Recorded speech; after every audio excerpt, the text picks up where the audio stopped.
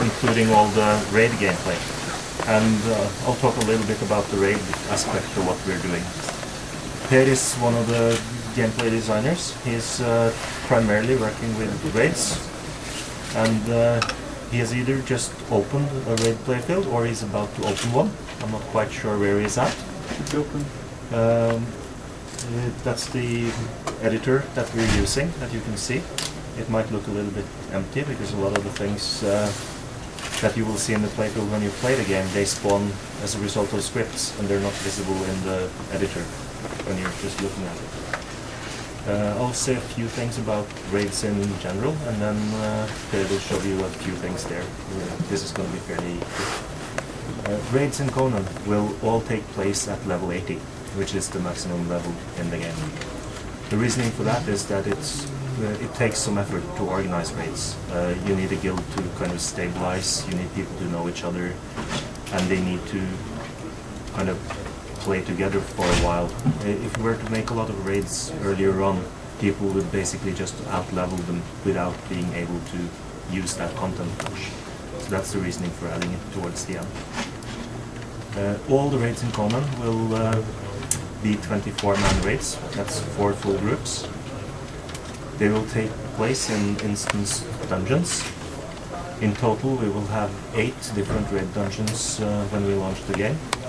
There will be 19 major raid encounters. An encounter in that case can be everything from one boss to a complex encounter consisting of many bosses. In addition, there will be a number of smaller things happening in the dungeons in between these bigger encounters.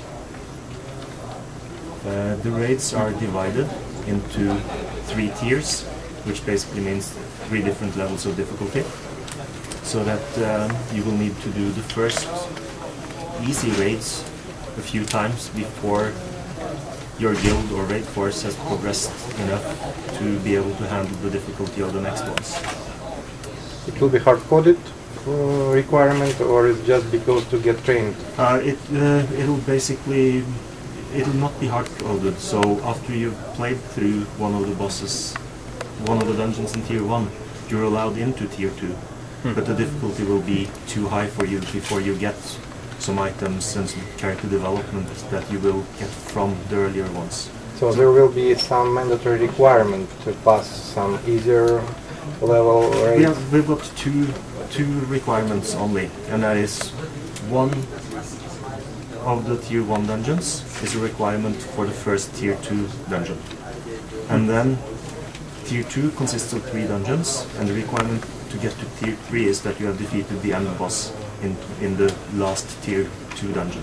So there is some linearity to it, but I mean those 2 are the only actual limitations we've put on it. Everything else will come down to the equipment the people participating have and their skill level.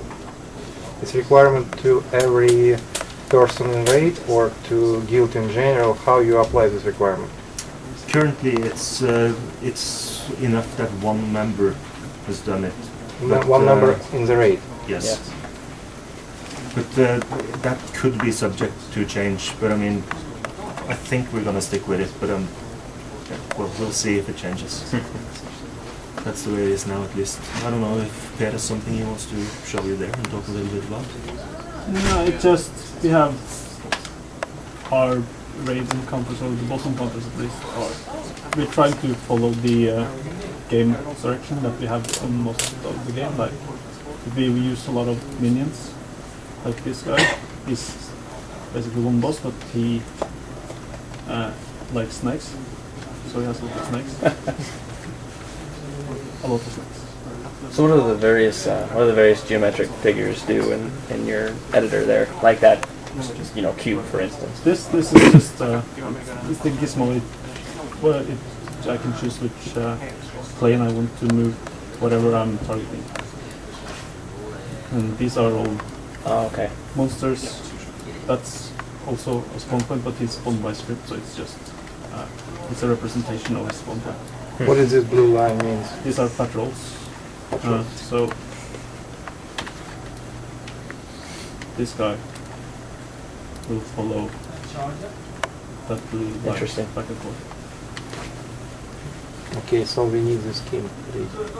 This this is basically everything that happens underneath the hood that makes the population in the dungeon work the way we intend it to. So for instance, that patrol might be important for you to realize is there so that you can stand off a bit further away. You see him patrolling and you time your attack. It actually adds a lot of strategy to a game, I think. That's the point with a lot of these things, so that actually thinking about what you do will affect it rather than you just steaming ahead, running blindly into anything. Will be there no safe zone when I can have some rest, log off and relog in the future where we can do some rest in the middle of the raid, something like that? You're safe in the very beginning where you get in, and currently there is a lot of mobs in the dungeons that we do not respawn, so if you kill them, that area will be safe. So I mean, you gradually make a larger and larger part of the dungeon safe for So you. it's a dungeon one. Yeah. So Basically. some mobs in the dungeon, even if it's instance, will be respawned? Sometimes they will, but in most cases they do not. We want it to be one dungeon run, and when you play through it, you're done. It can often become frustrating if we respawn a lot of trash mobs behind you. So instances reset after a certain time span? Or? These instances will be on, well, currently they are on a weekly timer, so that when you start playing in one, you've got 1 week to finalize it. If you finish it before that week, it'll be empty until it resets. So once a week you will be able to play each of these raid dungeons. Okay. So if you've been able to get to tier 3 and open everything, you've got 8. On launch you will have 8 different raid dungeons to choose from each week, which should keep you raiding most nights of the week.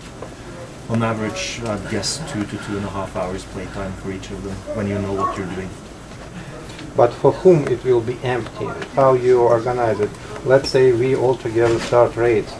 Next time, tomorrow, half of us cannot log in and other guys coming. So how you organize this thing? If those new guys coming in haven't played that instance during the last week, they will be able to join you. If you've killed everything, it'll be empty for them as well. But you cannot join them in a new fully populated